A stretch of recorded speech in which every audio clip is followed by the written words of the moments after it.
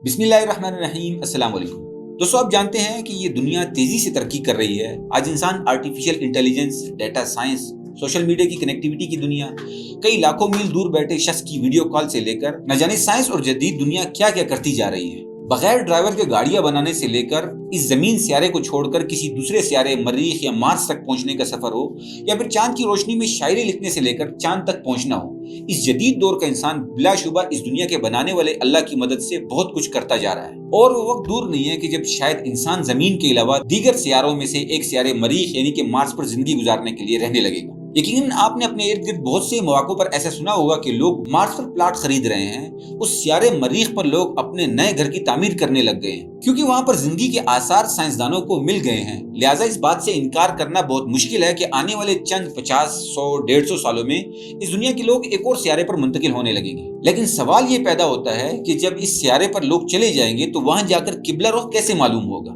क्योंकि वहां पर भी तो मुसलमान होंगे और खाना काबा की तरफ रुख कैसे करेंगे नमाज की अदायगी के लिए। ये एक सवाल था पढ़े लिखे और सुलझे हुए नौजवान तालिब इल्म का, जिसने डॉक्टर जाकिर नाइक साहब के सामने अपना ये सवाल रखा।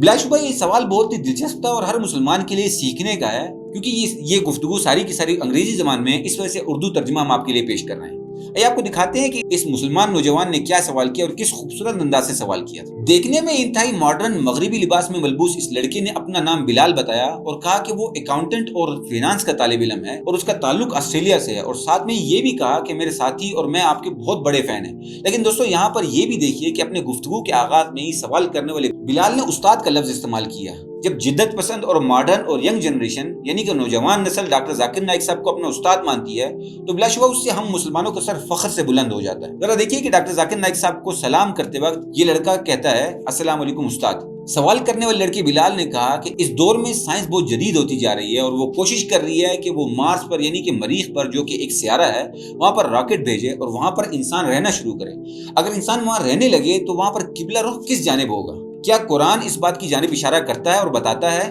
और क्या कुरान ये बताता है कि वाकई इंसान मार्स पे चला जाएगा, या सिर्फ ये महज साइंस के दावे हैं? उस लड़के ने एक सवाल में इंतहाई कम अल्फाज में 3 सवाल पूछ डाले थे। अब डॉक्टर जाकिर नाइक साहब की ज़ानत आपके सामने होगी और उनका शानदार जवाब भी देखने को मिलेगा। दोस्तों, डॉक्टर जाकिर नाइक साहब ग्रेसफुल अंदाज में अपनी नशिस्त को छोड़ने के बाद माइक्रोफोन के सामने आए और जवाब देना शुरू किया।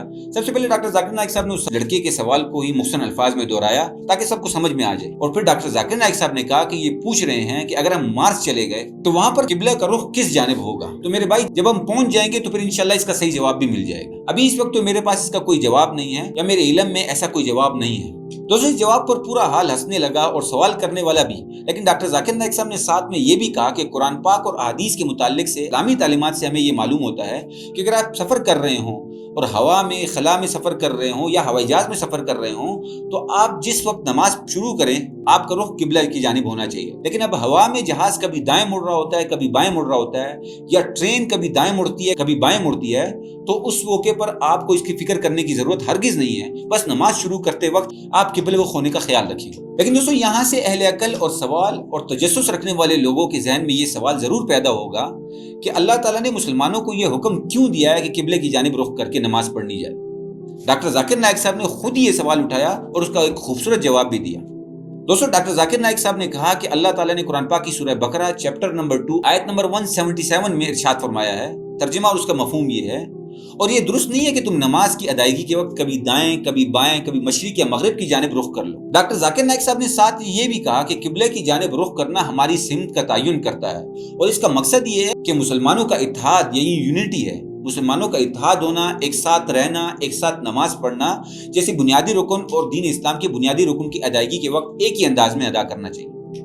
डॉक्टर जाकिर नाइक साहब ने कहा कि अगर मैं यहीं पर आज के दौर में बात करें और कहें कि हमें इसी हाल में नमाज पढ़ना है, तो कोई कहेगा मशरिक के रुख पर नमाज पढ़ लो, कोई कहेगा मगरिब के रुख पर, कोई शुमाल, कोई जुनूब।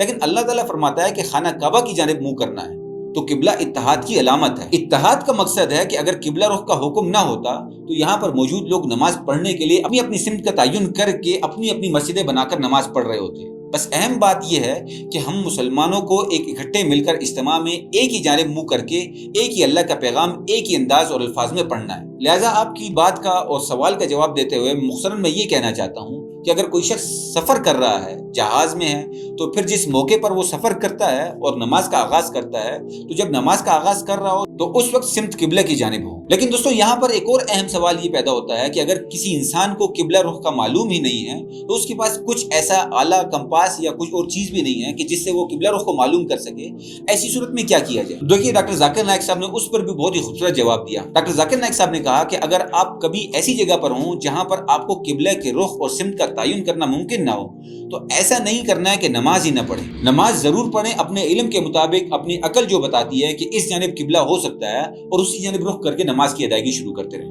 نماز پھر بھی نہیں چھوڑنی ہے، اور اگر ایک لوگوں کا اجتماع ہے 10 لوگ یا 5 لوگ، وہ سب کنفیوز ہے کہ قبلے کا رخ کس جانب ہوگا، تو وہ آپس میں دیکھیں اور آپس میں مشورہ کر لیں کہ ان کی عقل اور سینس کیا کہتی ہے، اور پھر جس طرف لوگ زیادہ کہہ رہے ہوں اس پر عمل کرتے ہوئے اس جانب رخ کر کے نماز پڑھیں۔ ڈاکٹر ذاکر نائک صاحب کی یہ الفاظ آپ بھی دیکھ لیجیے۔ Don't have any compass and you don't know where it is, then that doesn't mean you don't pray. If there are few people, the best that you can feel, that you can, from your sense, you think that is, and you pray that way. Hope that is it. دوستوں یہ doctor Zakir Naik صاحب کے انتہائی شاندار بیان اور وضاحت آپ تک پہنچی ہے۔ اس ویڈیو کے آخر میں ہم آپ کی رائے جاننا چاہتے ہیں کہ آپ کو یہ معلومات اور ڈاکٹر ذاکر نائک صاحب کا بیان اور ہماری وضاحت کیسی لگی، ضرور کمنٹ کر کے بتائیں، اور اگر یہ ویڈیو اچھی لگی ہے تو ہمارے چینل کو سبسکرائب کریں تاکہ ایسی ویڈیو آپ کو روز دیکھنے کو ملتی رہیں، اور اپنا بہت سارا خیال رکھیں۔ اللہ حافظ۔